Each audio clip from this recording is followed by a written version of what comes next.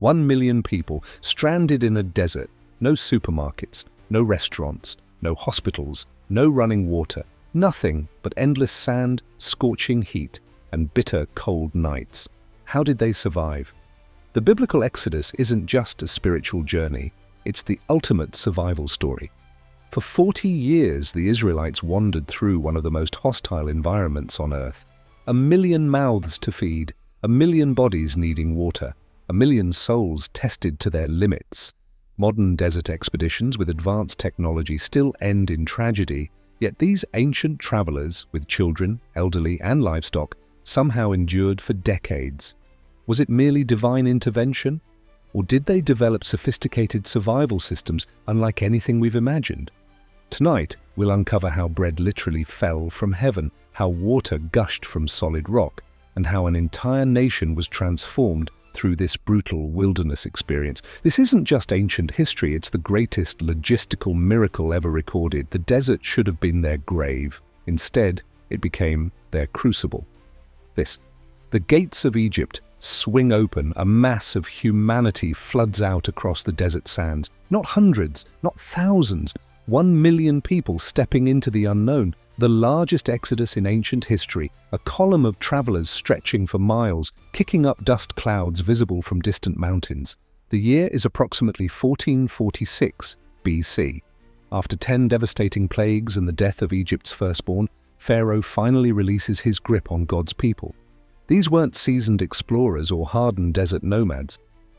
These were brick makers, farmers and shepherds, families who had lived for generations in the fertile Nile Delta, with access to the most advanced civilization of their time. 1 million souls suddenly thrust into one of Earth's most unforgiving environments. The Sinai Peninsula, a triangle of desolation where daytime temperatures soar above 100 degrees, where water sources are scarce and often miles apart, where food simply doesn't grow naturally. This wasn't a weekend camping trip or a brief journey between oases. This was to be their home for 40 years. Let that sink in. 40 years. That's 14,600 days of survival in conditions that kill modern hikers in a matter of hours. The sheer logistics of this movement staggers the imagination. If lined up in rows of 10, this column of humanity would stretch over 60 miles. When they camped, they covered an area equivalent to a major metropolitan city, and they brought everything with them. Children too young to walk, elders too frail to carry loads, the sick, the pregnant, their flocks of sheep and goats, their personal possessions, everything needed to rebuild a life somewhere else. Exodus 12:37-38 tells us there were about 600,000 men on foot besides women and children, and large droves of livestock, both flocks and herds. Some scholars estimate the total number between 1 and 2 million people. Their departure wasn't leisurely. Scripture describes it as hasty, so rushed that their bread didn't have time to rise. They left with dough still clinging to kneading troughs wrapped in clothes on their shoulders. The military term "went up armed" in Exodus 13:18 suggests they moved in organized ranks, not as a chaotic mob. This wasn't a spontaneous jailbreak. This was a divine operation, 400 years in the making. The first days must have been euphoric, freedom after generations of slavery. But reality would have set in quickly, the desert sun beating down, the limited water supplies dwindling, children crying from thirst, elderly struggling to keep pace. By the third day, Scripture records they reached Mara, only to find bitter, undrinkable water. Imagine the crisis. 1 million thirsty people, livestock bellowing for water, the joy of freedom evaporating under the desert sun. The complaints begin. What shall we drink? And here we see the pattern that would define the entire journey: a crisis, followed by complaint, followed by divine intervention. Moses throws a piece of wood into the bitter waters and they become sweet. But this was just the first of countless survival challenges. Consider the water requirements alone. The minimum water needed for basic survival in desert conditions is about 1 gallon per person per day. That's 1 million gallons daily. Where would this come from in a land famous for its lack of water? No river flows through Sinai, rainfall is negligible. The few natural springs couldn't possibly support such numbers, yet they moved forward day after day, following a miraculous pillar of cloud by day and fire by night. This wasn't just divine GPS, it was protection. Desert temperatures can swing 60 degrees between day and night. The cloud provided essential shade during scorching days, while the fire offered warmth during freezing nights. By the 15th day of the second month after leaving Egypt, their food supplies ran critically low. Again, complaints rose. "If only we had died in Egypt, where we sat by pots of meat and ate bread to our fill." The people looked back to slavery with rose-colored glasses, forgetting the whips and the killing of their children, remembering only the food security. It's at this moment of crisis that one of history's most extraordinary miracles begins. Exodus 16 describes how God provided manna, a mysterious food that appeared on the ground each morning with the dew. The name itself comes from the Hebrew question, man who? What is it? No one had seen anything like it before. The logistics of this miracle are mind-boggling. If each person consumed just 1 pound of manna daily, that's 500 tons of food materializing every single morning except on the Sabbath for 40 years, over 14,000 consecutive days of divine food delivery. Nothing in modern history compares to this sustained feeding program. The manna itself was remarkable, described as white like coriander seed and tasted like wafers made with honey. It could be boiled, baked into bread, ground in mills, or beaten in mortars. It was nutritionally complete, sustaining an entire nation without causing deficiency diseases. No modern food scientist has been able to replicate anything similar that could serve as a complete diet for decades. But perhaps more remarkable than the manna itself was the social transformation it created. Every morning, families collected exactly what they needed, an omer for each person. Those who tried to hoard extra found it breeding worms and stinking by the next day. Only on the 6th day could they gather a double portion that would last through the Sabbath. This daily dependence forced an entire nation to trust God's provision one day at a time. Imagine the scene each morning. 1 million people emerging from tents at dawn, gathering this bread-like substance from the ground. Children running with baskets, mothers measuring portions, fathers organizing the collection, a nation learning to work together, to trust, to follow instructions precisely. This wasn't just about physical survival, it was about spiritual formation. The journey from Egypt wasn't just geographical, it was psychological. A slave mentality was being systematically replaced with the mindset of a free, responsible people under covenant with God. Every day of collecting manna reinforced new thought patterns.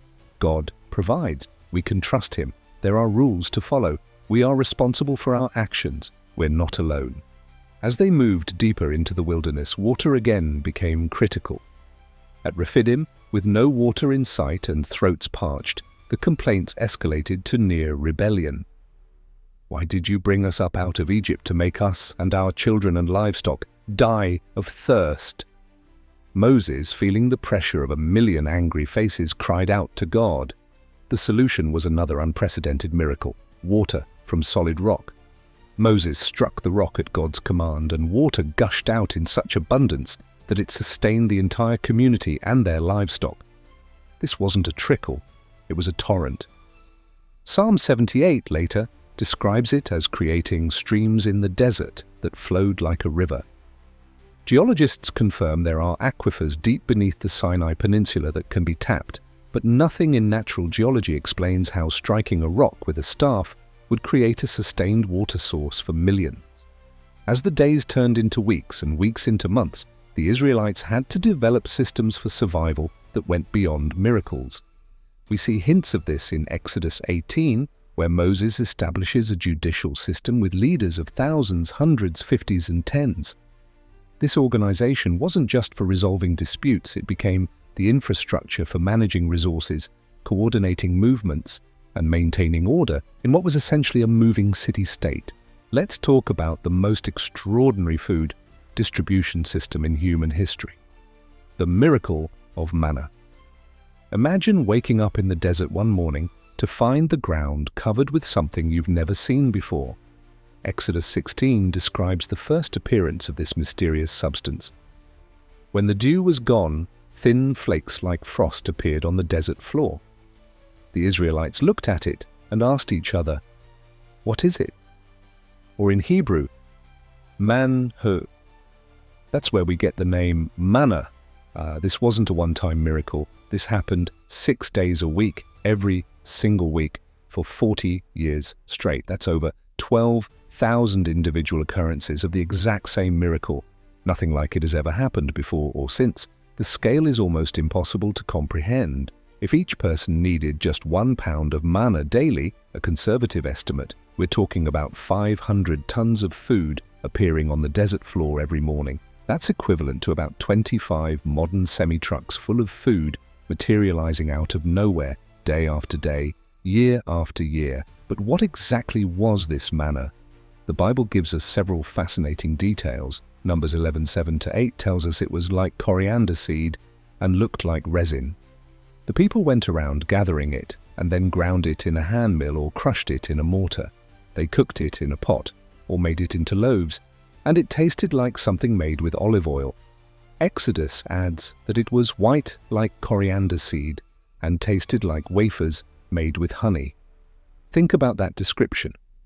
Small, white, seed-like particles that could be collected, ground, baked, or boiled. Sweet to the taste, with a hint of oil. Nutritionally complete enough to sustain human life indefinitely. No known natural substance matches this description exactly. Some scholars have suggested it might have been a form of plant secretion or insect excretion. There are desert plants and scale insects that produce sweet, edible substances in the Sinai. But these natural explanations fall apart when you consider the quantities involved, the timing, and the fact that it appeared 6 days a week but never on the Sabbath. The rules governing manna were as remarkable as the substance itself. Each household was to gather exactly what they needed, an omer for each person. That's about 2 quarts per person. Not a single Israelite went hungry, but here's the kicker, you couldn't hoard it. Anyone who tried to keep extra overnight found it full of maggots and began to smell. Talk about a built-in expiration date. The only exception was the 6th day, when they could gather a double portion that would miraculously stay fresh through the Sabbath. Think about what this system did to the Israelite community psychologically. Every single day, over 1 million people had to trust that tomorrow's food would appear. They couldn't stockpile, they couldn't hoard resources and gain advantage over their neighbors. This divine food distribution system was perfectly egalitarian. Everyone got exactly what they needed, no more, no less. The richest Israelite and the poorest had access to the exact same resource in the exact same way. Pause for a moment and consider how revolutionary this was. Here was an entire society being conditioned to trust in daily provision, to take only what they needed, and to respect a day of rest, even when survival was at stake. This wasn't just feeding bodies, it was reshaping minds. Slaves think about survival hour by hour. Free people learn to think about community and future generations. The manna was literally reprogramming their worldview 1 meal at a time. But make no mistake, collecting manna wasn't easy. Picture 1 million people spreading out from a massive encampment before dawn, racing to gather enough food before the desert sun melted it away. Exodus 16:21 tells us, when the sun grew hot, it melted away. This wasn't a leisurely breakfast buffet, this was hard work with a strict time limit. Families had to coordinate, working together efficiently. The elderly and sick needed help. Children learned responsibility by participating in the daily gathering. And the timing perfectly aligned with the Sabbath commandment. For 40 years, no manna appeared on the 7th day. That's over 2,000 consecutive weeks where the pattern never failed. Double portion on day 6, nothing on day 7. The miracle wasn't just the food itself, but the perfect, unwavering regularity of its appearance. The flavor of manna is particularly intriguing. Like wafers made with honey, suggests a sweet, pleasant taste. But Numbers 21 hints that eating the same food day after day for years eventually became monotonous. The Israelites complained, "We have lost our appetite. We never see anything but this manna. Can you blame them? Imagine eating even your favorite food for breakfast, lunch and dinner every single day for decades. Even with different preparation methods, baking, boiling, grinding, manna fatigue was real. This led to one of the more infamous episodes in the Exodus journey, the craving for meat. In Numbers 11, the people wept and said, "If only we had meat to eat." We remember the fish we ate in Egypt at no cost, also the cucumbers, melons, leeks, onions and garlic. But now we have lost our appetite. We never see anything but this manna. This complaint might seem reasonable on the surface. Dietary variety is important, but the text presents it as a serious failure of gratitude and trust. God's response was to send quail in such abundance that they covered the camp to a depth of 2 cubits, about 3 feet, and extended a day's journey in all directions. The people gathered quail day and night, with even the person who gathered least collecting 10 homers, about 60 bushels. But this abundance came with judgment. While the meat was still between their teeth, a severe plague struck those who had craved it. This episode highlights an important truth about the manna miracle. While supernatural in origin, it wasn't meant to satisfy every desire. It was designed to provide precisely what was needed for sustenance, not luxury. The manna was sufficient, reliable, and nutritionally complete, but it wasn't meant to replace the promised land flowing with milk and honey. It was wilderness food for a wilderness journey. Some nutritionists have speculated about what made manna capable of sustaining human life for decades. A complete food would need to contain proteins, carbohydrates, fats, vitamins, minerals, and fiber in the right proportions.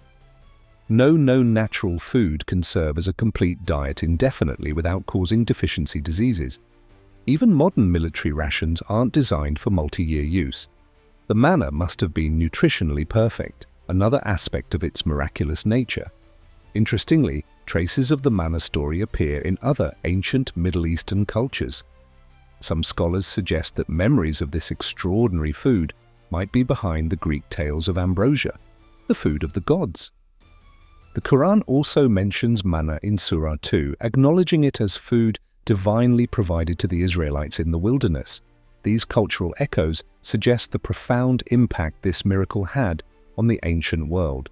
But perhaps the most remarkable part of the manna story is how it ended.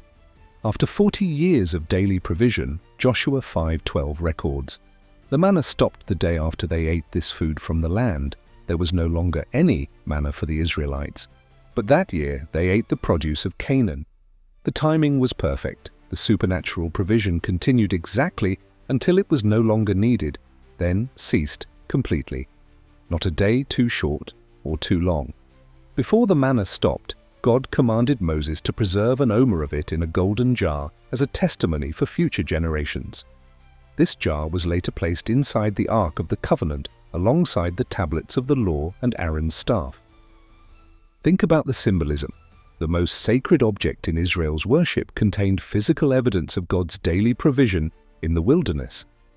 Every time the high priest entered the Holy of Holies on the Day of Atonement, he faced this reminder of bread from heaven. Jesus later drew on this powerful cultural memory when he declared himself the bread of life in John 6. After miraculously feeding 5,000 people, Jesus explicitly connected his ministry to the manna.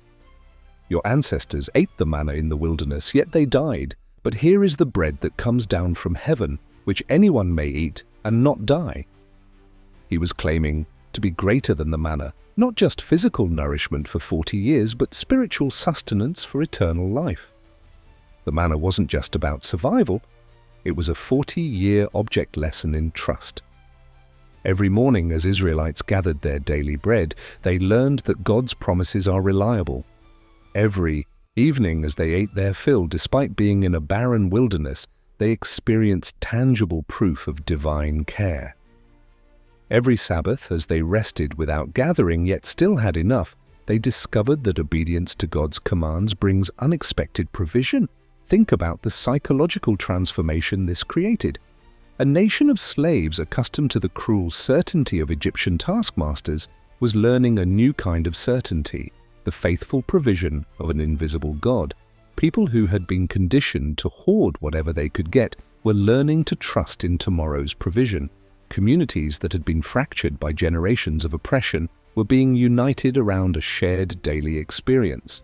For 40 years, day after day, this miracle repeated without fail. Not a single day was missed. Not a single person went hungry who followed the instructions. The manna was teaching Israel that God's provision is as regular as sunrise, as dependable as seasons, as reliable as the ground beneath their feet. But it was also teaching them that this provision comes with conditions. Gather only what you need, respect the Sabbath, be grateful for what's provided. In the desert.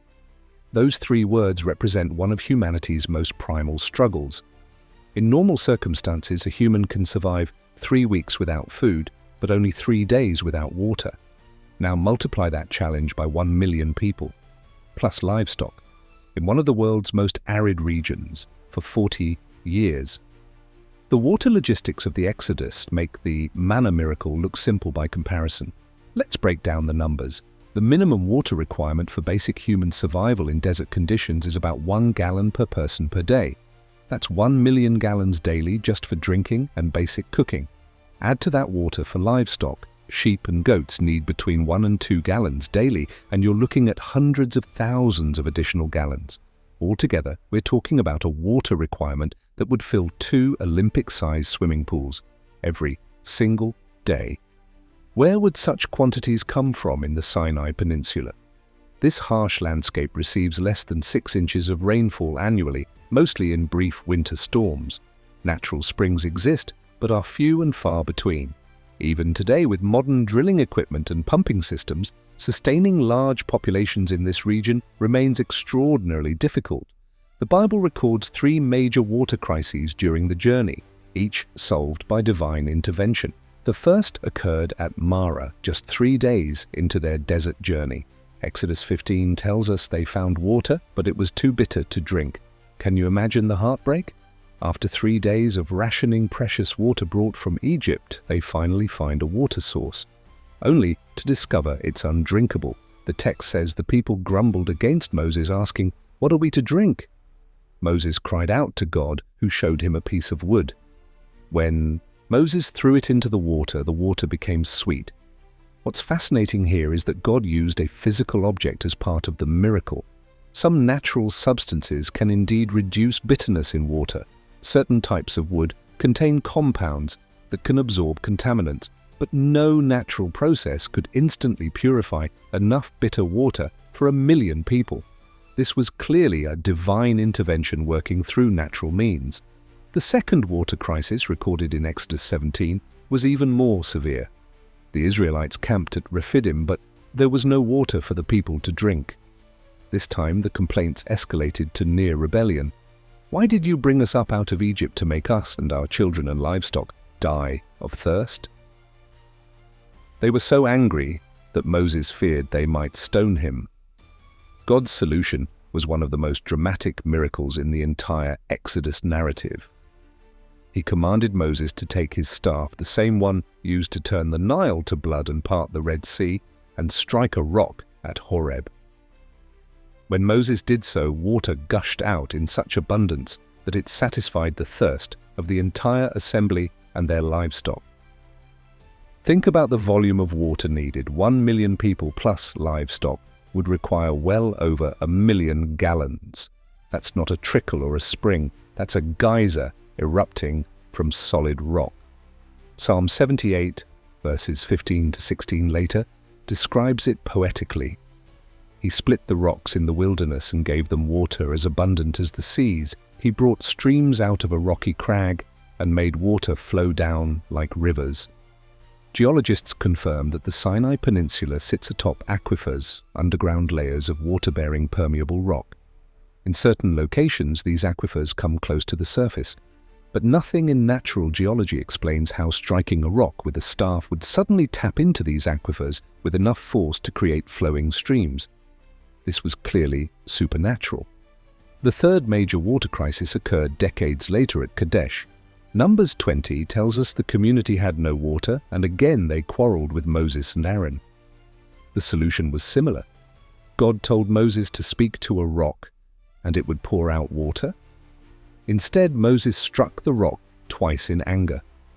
Water flowed abundantly, meeting the people's needs, but Moses' disobedience in striking rather than speaking to the rock resulted in his being barred from entering the promised land. This episode reveals something important about the rock water miracles. They weren't just about physical survival, they were object lessons about faith and obedience. In 1 Corinthians 10:4, Paul looks back on these events and writes, "They all drank the same spiritual drink, for they drank from the spiritual rock that accompanied them, and that rock was Christ."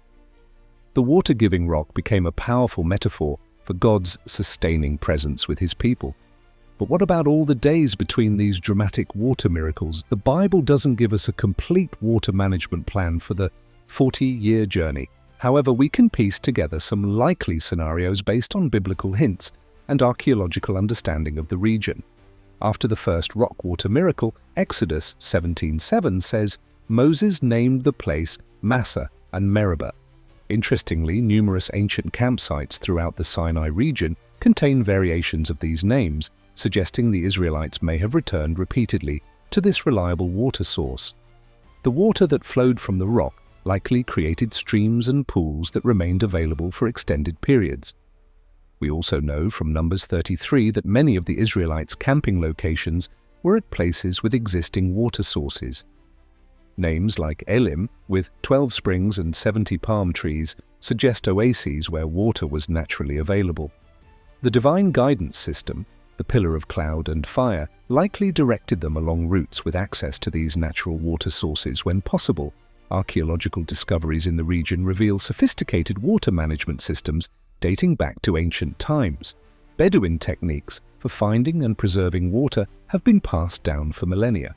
These include digging shallow wells in dry riverbeds to access water just below the surface, creating rock catchments to collect dew and occasional rainfall, and covering water sources with stones to reduce evaporation. The Israelites likely employed similar techniques, perhaps with divine guidance to improve their effectiveness. Remember, these people weren't desert novices by the end of their journey. After years in the wilderness, they would have developed expertise in finding, collecting, and conserving water. Their tribal organization would have included water management specialists responsible for locating sources, organizing collection, and ensuring fair distribution. One fascinating possibility is that the water miracles created more permanent changes in the region's hydrology. The Bible doesn't specify whether the water from the struck rock flowed once or continued flowing afterward. Psalm 105:41 suggests ongoing provision. He opened the rock, and water gushed out. It flowed like a river in the desert. This could indicate that the miraculous water source continued, perhaps becoming a stream that followed their journey. This idea of a following water source finds support in ancient Jewish tradition. The Talmud speaks of a well of Miriam, a miraculous water source that accompanied the Israelites throughout their desert wanderings. According to this tradition, the well disappeared upon Miriam's death, which coincides with the water shortage at Kadesh in Numbers 20. While not explicitly stated in the biblical text, this tradition attempts to explain how consistent water was available between the major crisis points. We should also consider the role of dew in providing moisture. Exodus 16:13-14 tells us that along with the evening quail, in the morning the dew lay around the camp. When the dew was gone, thin, flakes like frost on the ground appeared. The Sinai Peninsula experiences significant temperature drops at night, often resulting in heavy dew formation, especially in certain valleys and along the coast. This dew would have provided supplemental moisture and might have been collected using cloth or vegetation. The Bible also mentions periods when the Israelites traded with neighboring peoples. In Deuteronomy 2:6, Moses reminds them, "You are to pay them in silver for the food you eat and the water you drink." This indicates that at least sometimes they obtained water through commerce with established communities who had wells or other reliable water sources. Another consideration is water storage and transport. Archaeological evidence shows that ancient peoples used animal skins, pottery jars, and even hollowed gourds to carry water. The Israelites, having left Egypt with articles of silver and gold and clothing, Exodus 12:35, would have had containers suitable for water transport. When they found abundant sources, they likely filled every available container for the journey ahead. One of the most remarkable aspects of the water provision during the Exodus is the balance between miraculous intervention and human responsibility. God didn't eliminate the need for water management. He provided solutions when crises became severe, but the day-to-day water needs still required human effort, planning, and cooperation. This pattern reflects a profound theological truth that runs throughout Scripture. God's provision rarely eliminates human responsibility. Instead, it enables and empowers it.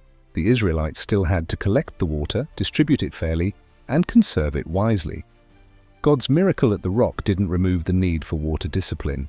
It made water discipline possible. Consider also the spiritual symbolism of water in this desert journey. Throughout Scripture, water represents life, purification, and spiritual renewal. Jesus would later declare himself the source of living water, John 4:10, drawing on this powerful desert experience in Israel's national memory. The physical thirst of the Israelites in the wilderness became a metaphor for spiritual thirst that only God can satisfy. The desert water crises also revealed the hearts of the people. In each instance, water shortage led to complaint and even rebellion. Rather than trusting the God who had already delivered them from Egypt, split the sea, and provided manna, they immediately assumed the worst. "Why did you bring us up out of Egypt to make us and our children and livestock die of thirst?" Their question revealed a persistent distrust of God's goodness and provision. Yet God responded to their needs. Despite their attitude, the water flowed from the rock, even as complaints flowed from their lips. This speaks to God's patience and commitment to his promises. He had pledged to bring them to the promised land, and he would complete that journey despite their lack of faith along the way. For modern readers, these ancient water struggles might seem distant. We turn on taps and water flows instantly, but for much of the world, water scarcity remains a daily reality. Over 2 billion people worldwide lack access to safely managed drinking water. The Israelites' desert water challenges find echoes in contemporary communities struggling with drought, contamination, and inadequate infrastructure. What's particularly striking about the Exodus water narrative is how it combines supernatural provision with practical solutions. God didn't just magically eliminate thirst. He provided water sources that still had to be managed, distributed, and conserved. This pattern, divine provision working through human stewardship, offers a model for addressing modern resource challenges. Imagine organizing 1 million people in the middle of a desert. This isn't just a logistics challenge, it's a masterclass in divine city planning. What we're about to discuss is perhaps the most overlooked aspect of the Exodus story, yet it's crucial to understanding how such a massive population survived 40 years in the wilderness. The Book of Numbers, a title that itself suggests organization and accounting, provides our most detailed look at how the Israelites were structured during their desert journey. Far from wandering aimlessly as a disorganized mob, they moved and camped according to a sophisticated tribal system that would have made modern military commanders nod in appreciation. Numbers chapter 2 lays out the precise arrangement of the camp. Picture this. At the center was the tabernacle, God's dwelling place among his people. Immediately surrounding it were the Levites, the priestly tribe responsible for tabernacle service. They formed a protective inner ring, with Moses, Aaron, and the priests camping on the east side nearest the entrance.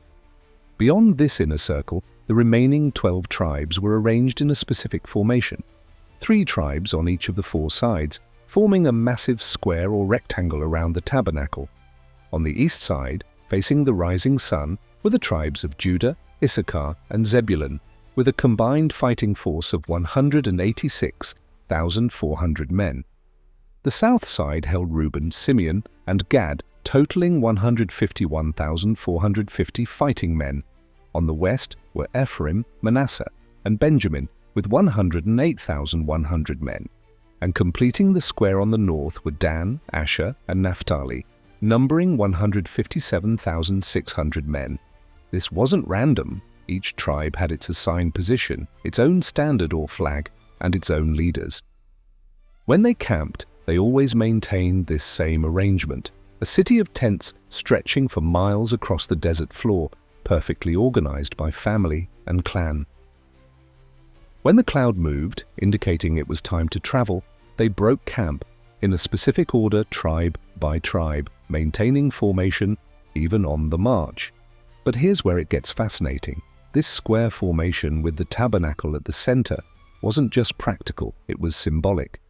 Some scholars suggest it mirrored the layout of Egyptian war camps which the Israelites would have been familiar with.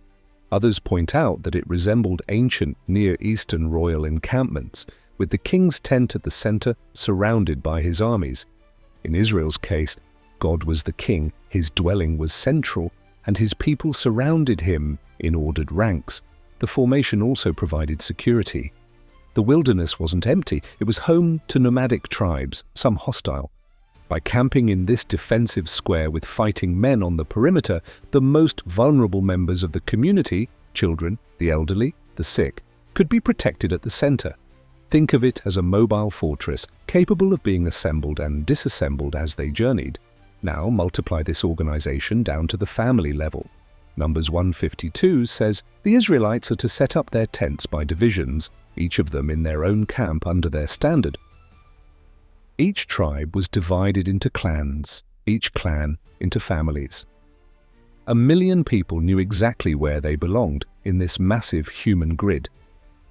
Your position wasn't random, it was determined by your ancestry, your tribal affiliation, and your family role. This organizational structure served multiple vital purposes beyond just keeping order. First, it made resource distribution manageable.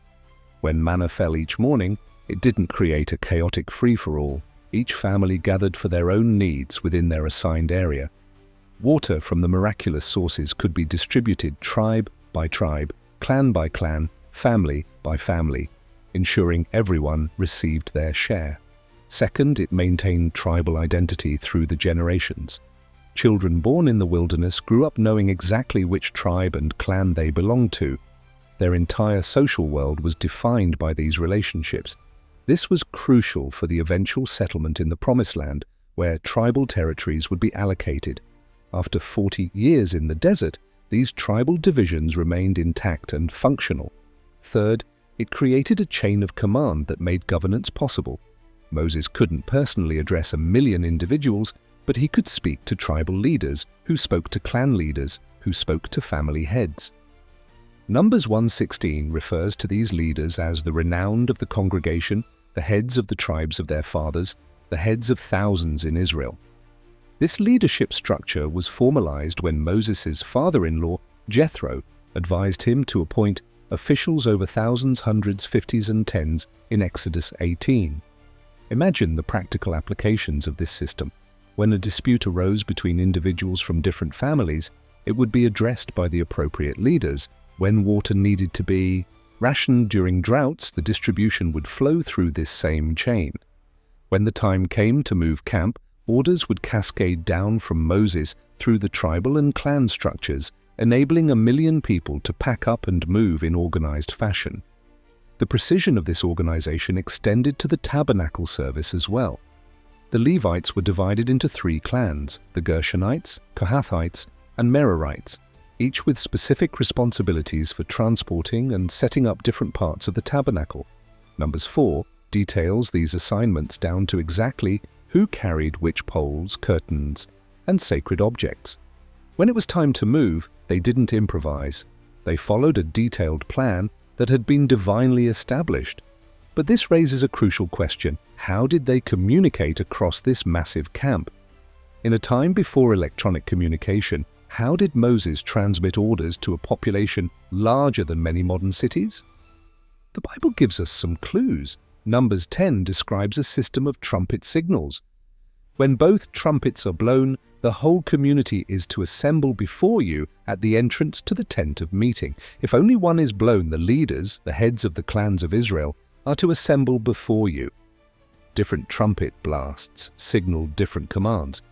One pattern to assemble the leaders, another to gather the entire community. Specific signals to announce when each group should set out during travel. This was an ancient public address system, carrying commands across miles of desert encampment. Additionally, the chain of command would have facilitated information flow. Moses would instruct the tribal leaders, who would return to their sections of the camp and pass instructions to clan leaders and so on down to family heads. It would have taken time, but this system could effectively transmit detailed instructions throughout the entire community. We also know they used fire signals at night and flags or standards during the day. Numbers 2:2 states, "The Israelites shall camp each with his standard under the banners of their ancestral house." These tribal banners served as visual rally points and identification. Ancient Jewish tradition suggests each tribe had a specific color and symbol on their standard. Judah, a lion; Dan, an eagle, and so on, though these specific details aren't in the biblical text. The logistics of moving this massive encampment are mind-boggling. When the cloud lifted from the tabernacle, indicating it was time to journey, the priests would blow the trumpets. The Levites would carefully disassemble the tabernacle according to their assigned duties. Meanwhile, 1 million people would pack up their tents and belongings, gather their livestock, and form into their marching formations. According to Numbers 10, they moved out in a specific order. First, the eastern 3 tribes led by Judah. Second, the Levites carrying the tabernacle. Third, the southern 3 tribes led by Reuben. Fourth, the Levites carrying the most sacred objects. Fifth, the western 3 tribes led by Ephraim. And finally, the northern 3 tribes led by Dan, who served as a rear guard. When fully stretched out on the march, this column would have extended for miles across the desert landscape. Even at a modest pace of 2 miles per hour, the front of the column would reach the next campsite hours before the rear arrived. Setting up camp would similarly take many hours, with the tabernacle erected at the center point before families established their positions around it according to the prescribed pattern. This level of organization wasn't just impressive, it was necessary for survival. In the harsh desert environment with limited resources and external threats, disorder would have been deadly. The tribal structure provided the social framework that made resource sharing, conflict resolution, defense, and coordinated movement possible for a population the size of a modern city. It's worth noting that this wasn't a rigid, oppressive system. Within the overall structure, there was room for individual and family life. The Bible gives us glimpses of normal human activities continuing within this framework: marriages, births, religious celebrations, even conflicts and reconciliations. The organization facilitated community life. It didn't replace it. Archaeological evidence supports the feasibility of this kind of organized nomadic existence.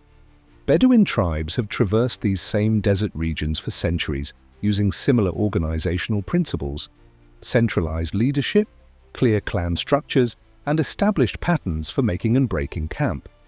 What makes the Exodus account remarkable is not that it describes nomadic life, but that it describes nomadic life on such an unprecedented scale. The terrain itself would have influenced how this organization functioned in practice. The Sinai Peninsula isn't uniform desert. It includes wadis, dry riverbeds, highlands, coastal plains, and various microenvironments. When camping in narrow valleys, the ideal square formation might have been modified into a more elongated shape. In broader plains, they could spread out more fully into the prescribed pattern. Seasonal considerations would have affected their organization as well. During winter months, when temperatures drop significantly in the highlands, camping in more sheltered locations and closer together would provide warmth. In summer's extreme heat, a more dispersed formation might allow for better air circulation and cooling.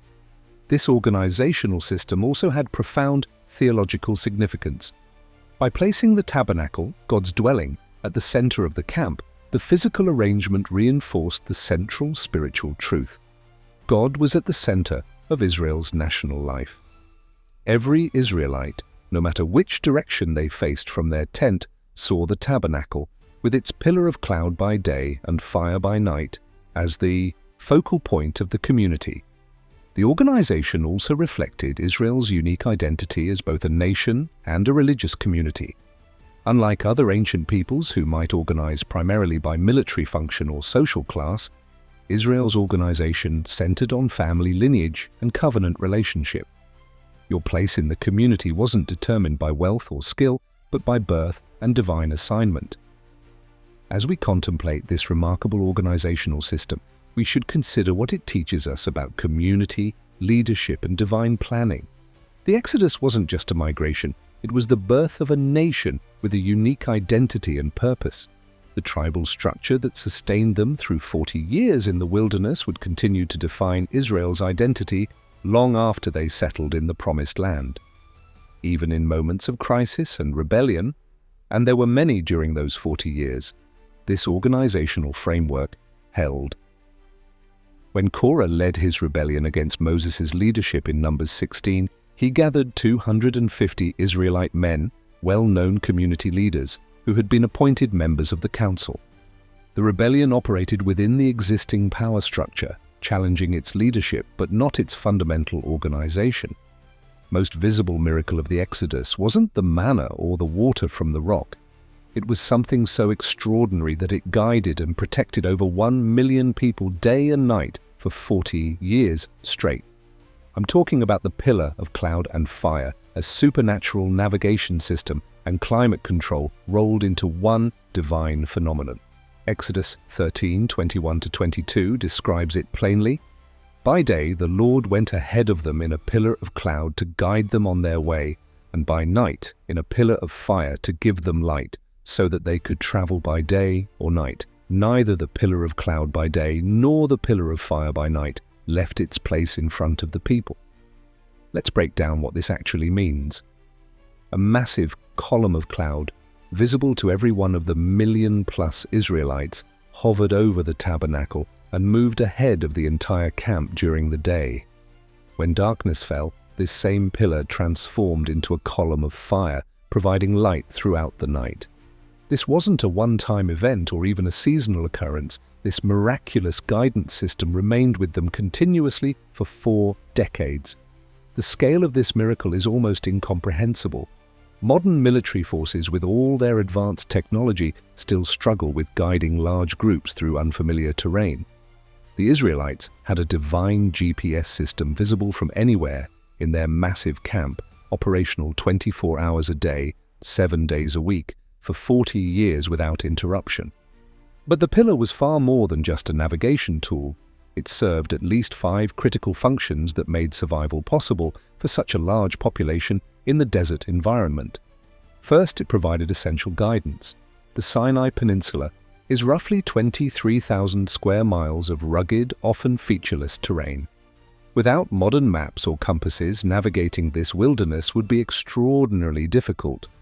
Wrong turns could lead to dead ends, waterless regions, or hostile territories. The pillar eliminated this danger by providing unmistakable direction. When it moved, they moved. When it stopped, they stopped. No debates, no confusion, no lost tribes wandering off in the wrong direction. Numbers 9:17-23 describes this guidance system in detail. Whenever the cloud lifted from above the tent, the Israelites set out. Wherever the cloud settled, the Israelites encamped. At the Lord's command, the Israelites set out, and at his command they encamped. This passage emphasizes that sometimes they stayed in one location for days, months, or even a year, while other times they might camp for just a night before moving on. The timing wasn't random, it was precisely calibrated to their needs, though they didn't always understand the reasons for each stop and start. Second, the pillar provided crucial shade during the day. Desert temperatures in the Sinai can exceed 120 degrees Fahrenheit during summer months. Heat stroke and dehydration would be constant threats to a population of this size, especially for the elderly, the very young, and the ill. 1 million people would have required massive amounts of shade to survive, far more than could be provided by tents or natural features alone. Psalm 105 verse 39 makes this cooling function explicit. He spread out a cloud as a covering and a fire to give light at night. The Hebrew word translated as covering here is the same used for a protective canopy or screen. This suggests the cloud expanded beyond just a pillar to provide widespread shade for the camp. Some rabbinical traditions suggest it covered the entire encampment like a massive umbrella, dramatically reducing ground temperatures and protecting from the fierce desert sun. Third, the pillar of fire provided essential warmth at night. Many people don't realize that desert temperatures can plummet after sunset. sometimes dropping below freezing in winter months. Without adequate heating, hypothermia would be a serious threat, especially for the vulnerable. The pillar of fire would have radiated heat throughout the camp, functioning as a gigantic central heating system for a nation on the move. Fourth, both the cloud and fire provided crucial light. Navigating through the wilderness would have been nearly impossible in darkness without artificial light. The pillar of fire was bright enough to illuminate their path even at night, allowing for travel during cooler evening hours when necessary. Numbers 9:21 confirms this. Sometimes the cloud remained only from evening till morning, and when it lifted in the morning, they set out. This flexibility to travel at night would have been invaluable during summer months when daytime temperatures made movement dangerous. Fifth, and perhaps most importantly, the pillar served as a visible, unmistakable symbol of God's presence. For a newly liberated slave population, struggling to understand their identity and purpose, this constant reminder that they weren't alone in the wilderness provided essential psychological and spiritual security. No matter what hardships they faced, the pillar remained, a perpetual assurance that the God who had delivered them from Egypt was still guiding them toward the promised land. The pillar also played a key defensive role. When the Egyptians pursued the Israelites to the Red Sea, Exodus 14:19-20 tells us that the pillar moved between the Israelite camp and the Egyptian army.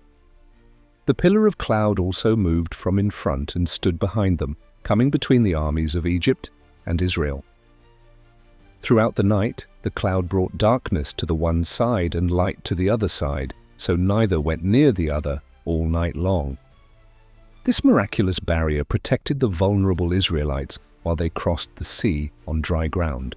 This defensive function likely continued throughout their journey. The wilderness wasn't empty, it was home to hostile tribes like the Amalekites who attacked the Israelites at Rephidim. The visible presence of this supernatural phenomenon would have served as a deterrent to many potential attackers. What army would willingly assault a camp visibly under divine protection? Consider also the psychological impact on the Israelites themselves. Former slaves, suddenly thrust into freedom, often struggle with the responsibilities that come with self-determination. The constant presence of the pillar provided structure and certainty in an otherwise chaotic transition. They didn't need to debate which route to take or how long to stay in each location. Those decisions were literally out of their hands. This reduced anxiety and conflict while they developed the independence and confidence needed for nationhood. The pillar's guidance wasn't arbitrary, it led them on a route that, while not always the most direct, was the most formative for their development as a people. Deuteronomy 8:2 explains this purpose. Remember how the Lord your God led you all the way in the wilderness these 40 years to humble and test you in order to know what was in your heart, whether or not you would keep his commands. The journey was as much about spiritual formation as geographical relocation. Interestingly, the pillar also established the rhythm of their travels. Numbers 9 tells us they would sometimes stay in one place for just a day, sometimes for a month or more. This unpredictable pattern taught them flexibility and responsiveness to divine leading, essential qualities for the challenges ahead. They couldn't settle into rigid routines or become too attached to any location. They had to remain ready to move at any time, maintaining a healthy detachment from temporary circumstances. The pillar also synchronized the entire community. In a population of over 1 million spread across miles of desert, coordinating movement would normally be extraordinarily difficult. But the pillar was visible to everyone, providing a common signal that eliminated confusion. When it lifted, everyone knew it was time to pack up, regardless of where they were in the massive camp. This shared visual cue unified their actions and movements. From a practical standpoint, the pillar solved countless logistical problems. Without it, how would 1 million people know which direction to travel? Who would make that decision? How would they communicate the chosen route to everyone? How would they protect themselves from the elements? The pillar addressed all these issues simultaneously with a single divine solution. Modern attempts to explain the pillar naturally, suggesting it was perhaps volcanic smoke or burning oil in a portable container, fall laughably short. when confronted with the biblical description. No natural phenomenon could maintain such consistency for 40 years, provide both shade and light, move with purpose, stop on command, defend against enemies, and remain unaffected by weather conditions. This was clearly supernatural. What's particularly noteworthy is how the pillar adapted to Israel's changing needs. When they needed protection from pursuing Egyptians, it moved behind them. When they needed guidance, it went before them. When they needed to know when to travel and when to rest, it provided unmistakable signals. It was responsive to their situation in a way that no natural phenomenon could be. The Israelites' experience with the pillar created a national memory that informed their understanding of God for generations. Later, biblical writers often used cloud and fire imagery when describing divine appearances. When Solomon dedicated the temple, 1 Kings 8:10-11 tells us, "The cloud filled the temple of the Lord, for the glory of the Lord filled his temple," a clear callback to the pillar that had guided their ancestors.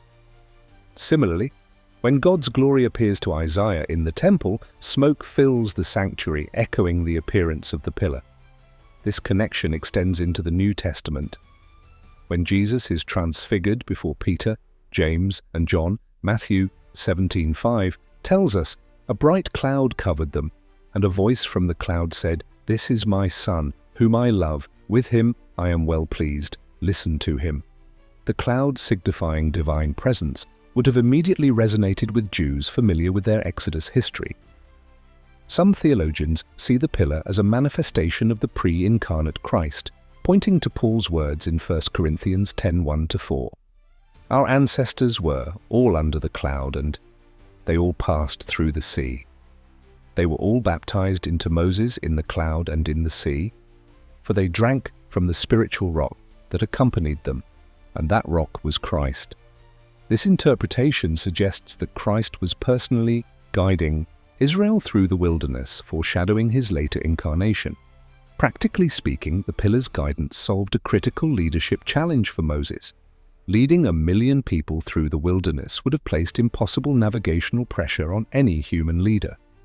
With the pillar making the key directional decisions, Moses could focus on governance, conflict resolution, and spiritual leadership rather than route planning.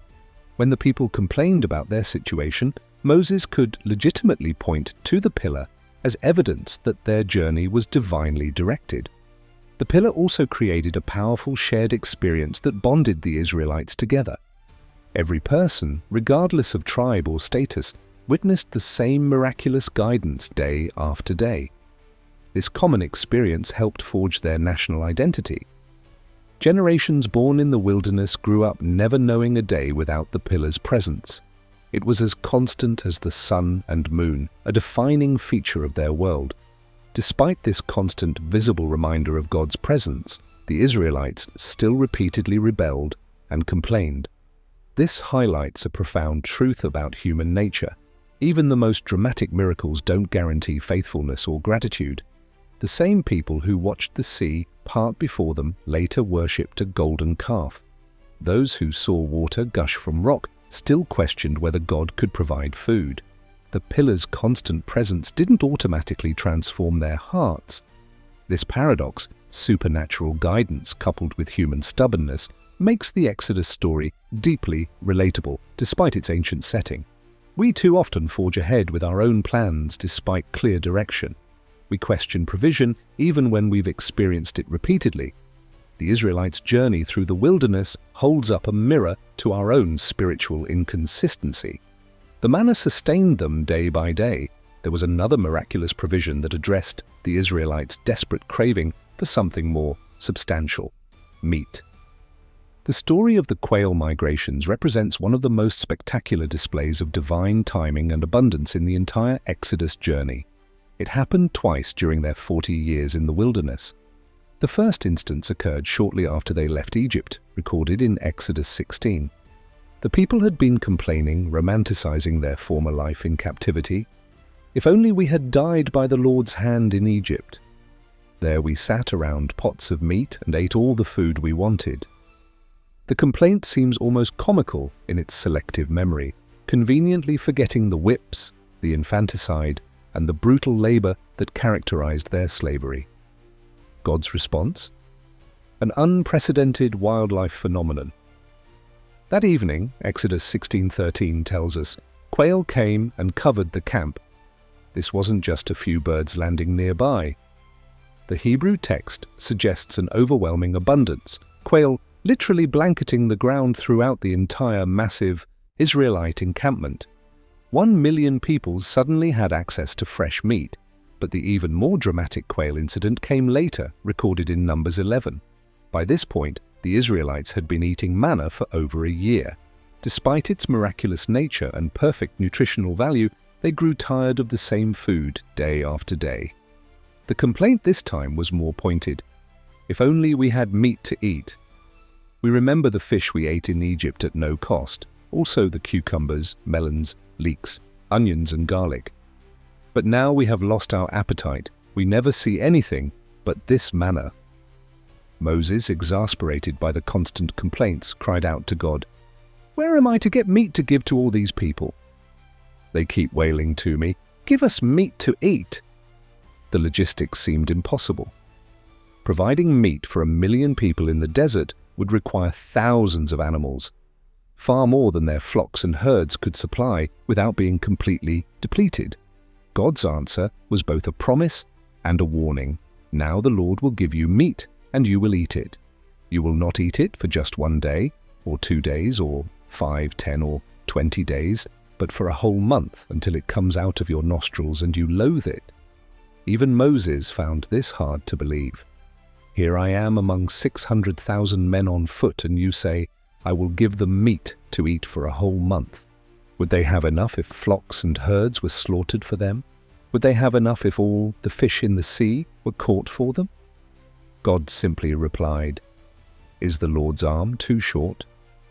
Now you will see whether or not what I say will come true for you." What happened next defies natural explanation. Numbers 11:31-32 records, "Now a wind went out from the Lord and drove quail in from the sea. It scattered them up to 2 cubits deep all around the camp, as far as a day's walk in any direction. All that day and night and all the next day the people went out and gathered quail. No one gathered less than 10 homers. Let's break down these measurements to understand the sheer magnitude of this event. 2 cubits is about 3 feet deep. A day's walk would be roughly 20 miles. This means quail covered the ground 3 feet deep in every direction for 20 miles around the camp. And a homer was an ancient measurement equivalent to about 6 bushels. So even the person who gathered least collected around 60 bushels of birds. This was no ordinary migration. While quail do naturally migrate between Europe and Africa, crossing the Sinai Peninsula, nothing in recorded ornithological history matches this description. We're talking about millions upon millions of birds suddenly appearing exactly where and when they were needed, flying unusually low, about 3 feet off the ground according to the text, and remaining in the area long enough for everyone to gather as much as they could carry. The Israelites spent 2 days and a night harvesting this unexpected bounty. They spread the birds out to dry in the sun, a common preservation method in the ancient world. Without refrigeration, this would allow the meat to be stored for weeks or even months, providing a welcome addition to their manna diet. But this abundance came with a sobering lesson. The text tells us that while the meat was still between their teeth, before it was consumed, a severe plague broke out among the people. Those who had craved meat with ungrateful hearts paid a heavy price. The place was named Kibroth Hatava, graves of craving, because there they buried the people who had given in to their cravings. This isn't to suggest the meat itself was tainted. Rather, the plague appears to be divine judgment on their ungrateful attitude. The issue wasn't their desire for meat, it was their rejection of God's provision and their constant idealization of their former slavery. Their craving wasn't just for food, it represented a deeper ingratitude and lack of trust in God's care for them. From a practical survival standpoint, these quail incidents provided crucial protein to supplement the manna diet. While manna apparently contained all necessary nutrients, the addition of meat would have been especially valuable for the physical demands of desert travel. It also offered psychological variety to prevent food monotony, a real factor in maintaining morale in survival situations. Modern scientists have sought natural explanations for this phenomenon. Quail migrations between Europe and Africa do cross the Sinai Peninsula twice yearly. These small birds, similar to partridges, often fly at night and can become exhausted during the crossing, especially if they encounter strong winds. Exhausted quail can indeed drop to the ground and be easily captured by hand. What makes the biblical account extraordinary isn't that quail appeared in the region. It's the timing, quantity, and precision of their arrival, exactly when and where they were needed.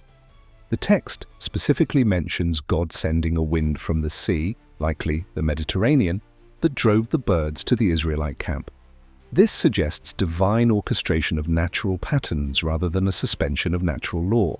It's worth noting that quail meat has excellent nutritional value. These game birds are high in protein, B vitamins, and minerals like iron and zinc, all valuable for a population subsisting primarily on manna.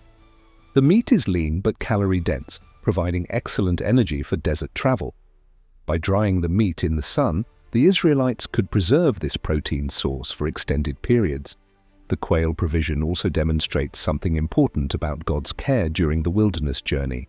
He often provided not just the minimum needed for survival, but abundance. The text specifies that no one gathered less than 10 homers, far more than an individual could possibly consume before the meat would spoil without preservation. This wasn't just subsistence, it was lavish provision in the midst of scarcity. This pattern of abundance appears repeatedly throughout the Exodus narrative. When water came from the rock, it didn't just trickle out. It flowed like a river. When manna fell, there was always enough for everyone to gather their fill. Even the bitter waters at Marah became not just drinkable but sweet. God consistently transformed scarcity into abundance, lack into more than enough. Yet despite this abundant provision, the Israelites struggled with a scarcity mindset. Having lived for generations as slaves with limited resources and constant deprivation, they found it difficult to trust in continuing provision. Their hoarding of manna despite instructions to the contrary, their panic at each water shortage, and their idealization of Egypt's security all reveal a people traumatized by scarcity, unable to fully embrace the abundance before them. This psychological dimension of the Exodus journey is often overlooked. God wasn't just leading the Israelites physically from Egypt to Canaan, He was transforming their identity from slaves to free people. Slaves focus on immediate survival. Free people can plan for the future. Slaves hoard whatever they can get. Free people can be generous. Slaves fear that each resource might be their last. Free people trust in continuing provision. The quail incidents also reveal something about divine pedagogy, God's method of teaching His people.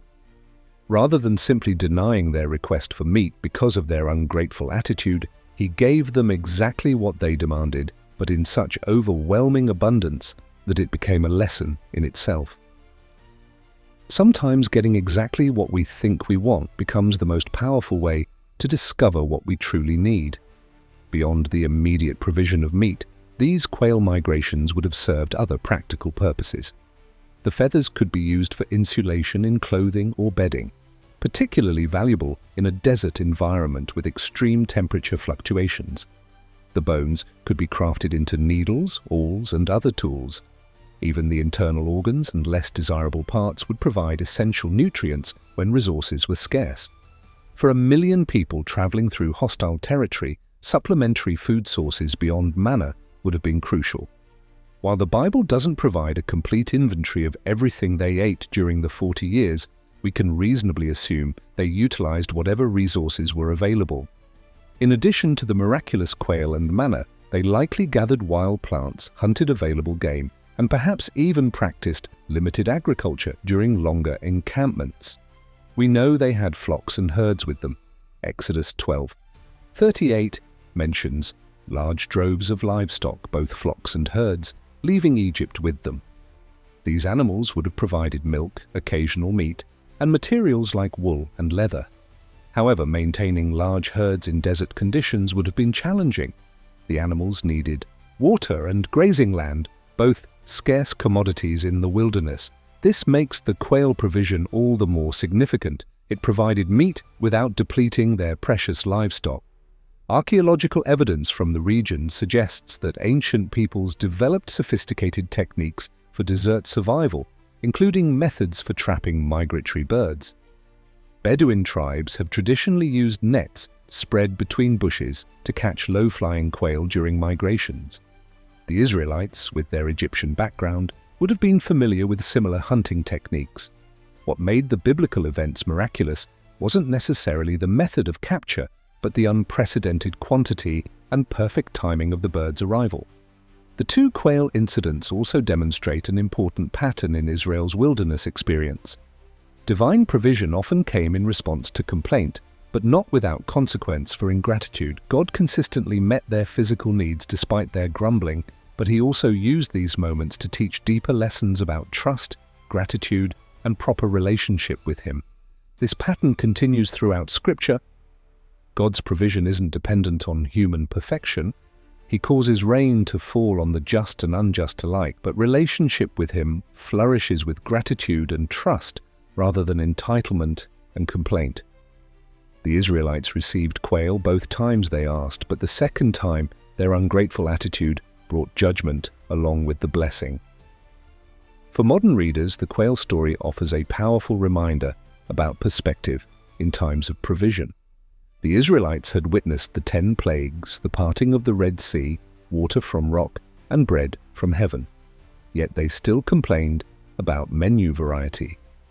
Their experience warns us about the human tendency towards selective memory, ingratitude, and fixation on what we lack rather than what we've been given. Interestingly, Jewish tradition has maintained a connection to this wilderness provision through dietary customs. Quail remains a kosher bird, permitted for consumption under Jewish dietary laws.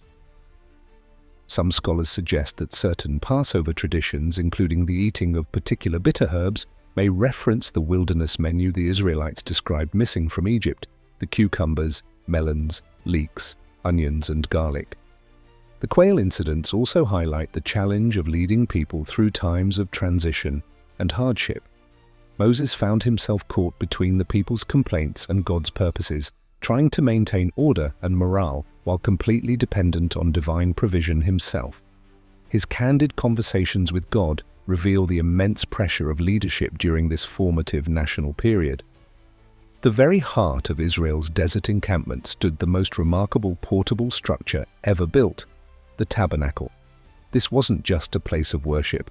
It was an engineering marvel, a logistical wonder, and the physical centerpiece of Israel's 40-year journey through the wilderness. Nothing like it had ever existed before, and nothing quite like it has been built since. Imagine constructing an elaborate, sacred building specifically designed to be repeatedly assembled, disassembled, and transported across one of the world's harshest environments. That's exactly what the tabernacle was. God's mobile dwelling place, traveling with his people through the desert. The plans for this extraordinary structure came directly from God. Exodus chapters 25 through 31 contain the detailed blueprints, precise measurements, specific materials, exact construction techniques. This wasn't a rough sketch or general outline. It was an architectural plan so detailed that it specified everything down to the exact color of threads and the precise pattern of woven fabrics.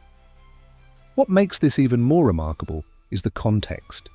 These instructions were given to people who had just escaped slavery, not to seasoned architects or master craftsmen, yet somehow, in the middle of a desert with limited resources, they created a structure of such beauty and complexity that it would have rivaled the craftsmanship found in the palaces of Egypt. The materials alone were staggering: gold, silver, bronze, fine linen, blue, purple, and scarlet yarn, acacia wood, goat hair, ram skins dyed red, sea cow hides, olive oil, spices, and precious stones. Exodus 38 tallies the gold used at 29 talents and 730 shekels, approximately 2,000 pounds by modern measurements. The silver totaled 100 talents and 1,775 shekels, around 7,500 pounds. That's not counting the bronze, the precious stones, or the vast quantities of rare textiles. Where did former slaves get such wealth? Exodus 12:35-36 provides the answer. The Israelites did as Moses instructed and asked the Egyptians for articles of silver and gold and for clothing. The Lord had made the Egyptians favorably disposed toward the people, and they gave them what they asked for, so they plundered the Egyptians. This massive transfer of wealth, reparations for generations of unpaid labor, provided the raw materials for the tabernacle. But having materials is one thing, having the skill to transform them into a sacred masterpiece is another matter entirely. God's solution was to specifically anoint certain individuals with supernatural ability. Exodus 31:1-6 tells us, "Then the Lord said to Moses, 'See, I have chosen Bezalel son of Uri, the son of Hur, of the tribe of Judah, and I have filled him with the Spirit of God, with wisdom, with understanding, with knowledge, and with all kinds of skills, to make artistic designs for work in gold, silver, and bronze, to cut and set stones, to work in wood, and to engage in all kinds of craft.'" Bezalel wasn't working alone. God also appointed Aholiab son of Ahisamach as his assistant, along with all the skilled workers to whom I have given wisdom. This suggests a substantial workforce of divinely gifted craftspeople working together to create something unprecedented in human history, a portable dwelling place for the presence of God. The tabernacle's design was ingenious in its combination of beauty, functionality, and portability. At its core was the tent of meeting, a rectangular structure approximately 45 feet long, 15 feet wide, and 15 feet high. This tent was divided into two chambers, the holy place and, behind a heavy curtain called the veil, the most holy place or Holy of Holies. The tent itself was made of 4 layers of coverings. The innermost layer, visible from inside, was made of finely twisted linen with blue, purple, and scarlet yarn, embroidered with images of cherubim, angelic beings. Above this was a layer of goat hair, then a covering of ram skins dyed red, and finally an outer layer of durable sea cow hides, possibly dugong or dolphin skins, that provided protection from the harsh desert elements. The frames supporting these coverings consisted of gold-plated acacia wood boards, each 15 feet high and about 27 inches wide, standing upright in silver sockets. These boards were connected by gold rings and gold-covered crossbars, creating a rigid structure that could withstand desert winds, yet be disassembled for transport. Surrounding this tent was a courtyard approximately 150 feet long and 75 feet wide, enclosed by linen curtains, supported by bronze posts in bronze bases. This created a sacred precinct that separated the holy space from the surrounding camp. Inside the courtyard stood the bronze altar for burnt offerings, 7.5 feet square and 4.5 feet high, where animal sacrifices were performed. Between this altar and the entrance to the tent was the bronze basin, where priests washed before entering the sacred space. Inside the holy place were 3 items of furniture: the gold-covered table of showbread on the north side, holding 12 loaves representing the 12 tribes of Israel, 12 tribes, the pure gold lampstand or menorah on the south side, with its 7 branches providing the only light in the tent, and the gold altar of incense near the veil, where special fragrant incense was burned daily. Behind the veil in the most holy place stood the most sacred object of all, the Ark of the Covenant. This gold-covered chest, approximately 3 feet 9 inches long by 2 feet 3 inches wide and high, contained the stone tablets of the 10 Commandments, a jar of manna, and Aaron's staff that had miraculously budded. On top of the ark was the atonement cover or mercy seat, with 2 golden cherubim facing each other, their wings spread upward. It was here, between the cherubim, that God's presence would manifest. Now consider the logistical challenge of transporting this entire structure. When God's cloud lifted from the tabernacle, signaling it was time to move, the priests would enter the tent and cover all the sacred furniture with special cloths and skins. Then the Levites, specifically assigned by family groups, would disassemble the entire structure. The Kohathites were responsible for carrying the most sacred items: the ark, the table, the lampstand, the altars, and other articles used in the sanctuary. These had to be carried on their shoulders using poles. They were not permitted to touch the sacred objects directly. The Gershonites were assigned to carry the curtains, coverings, and hangings of the tabernacle and courtyard, all the textile elements. The Merarites transported the heavier structural components: the frames, crossbars, posts, bases, and tent pegs. This wasn't a haphazard process. Numbers 4 details the specific responsibilities of each Levite clan, right down to the age requirements, 30 to 50 years old, and the exact wrapping procedures for each sacred object. This level of organization ensured that nothing was damaged, lost, or treated disrespectfully during transport. When they reached the next camping location, the entire process would be reversed. The tabernacle would be reassembled exactly according to the divine blueprint, with the same precise orientation: entrance facing east, the most holy place to the west. The sacred furniture would be unwrapped and positioned correctly. The offerings and rituals would resume as if they had never been interrupted. Now multiply this complex process by the dozens of times they moved camp during the 40 years in the wilderness. The precision and care required are almost unfathomable. Yet the biblical record indicates this sacred structure remained intact throughout the entire journey, eventually making it to the Promised Land, where it continued to function as Israel's central sanctuary until Solomon built the permanent temple. What's particularly fascinating is how the tabernacle's design accommodated the harsh desert environment. The outer covering of sea cow hides provided waterproofing and protection from sun damage. The silver sockets that held the upright frames would have prevented rot from ground moisture. The bronze implements could withstand intense heat from sacrificial fires.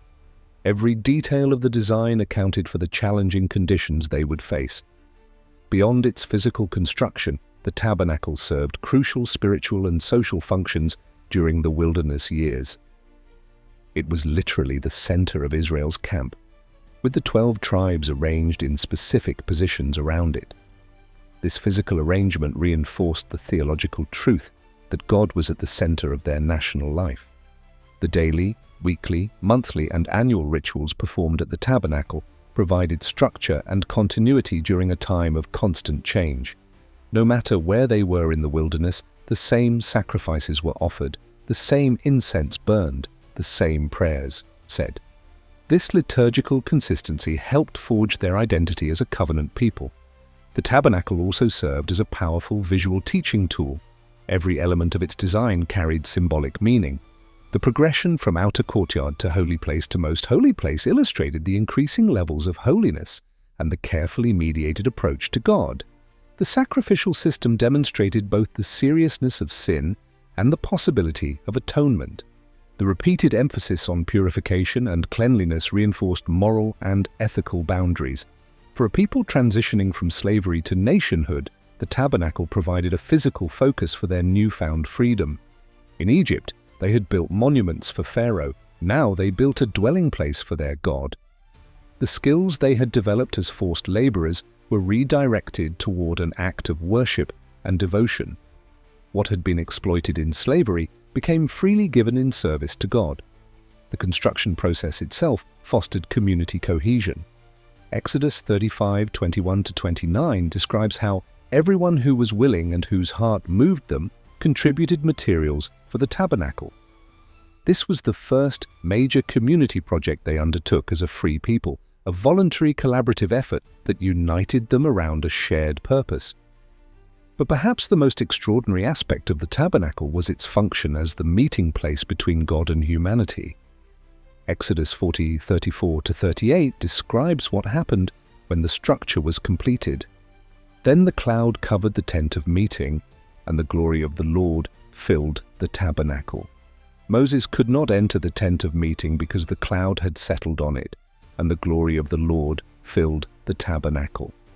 This wasn't just symbolic or metaphorical. The text describes a tangible manifestation of divine presence so powerful that even Moses, who had spoken with God face to face, could not enter.